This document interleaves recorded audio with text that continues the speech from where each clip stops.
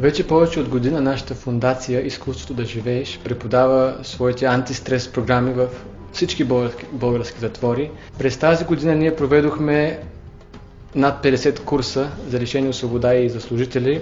Над 600 души преминаха през тези курсове и през последните 6 месеца група словенски психолози направиха изследване сред тях и това изследване показа значими статистически подобрения в измерванията за психическо страдание, агресия, депресия, безразличие и както повишена самоувереност и повишено удовлетворение. Първоначално, разбира се, ние опитахме с служители от затворническата администрация.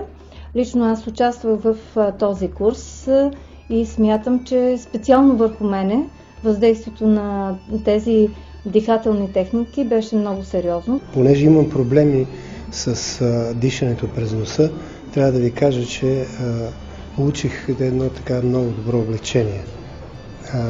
Почувствах се функционално много добре след провеждането на тези курсове. Първо бих искала да споделя своите впечатления като участник в курса Изкуството на живота, защото за мен това беше много важно.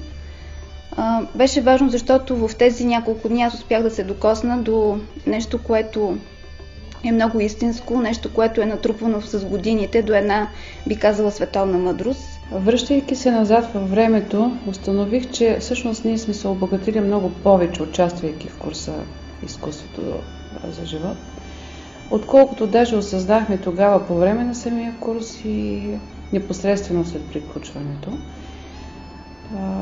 За мен, естествено, най-значимо беше, каквото беше и мотото на курса, на първо място освобождаването от стреса. Това беше истина една антистрес кампания. На първо място за положителното мислене.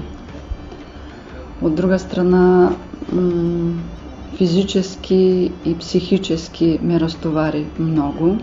Моето лично впечатление е, че това е много интересна програма с много добри резултати.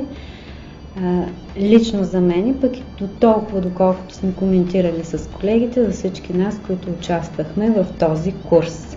Беше невероятно. Аз не съм изпадала в такова усещане. Това е нещо ново, което не всеки път могат да се докоснат до него.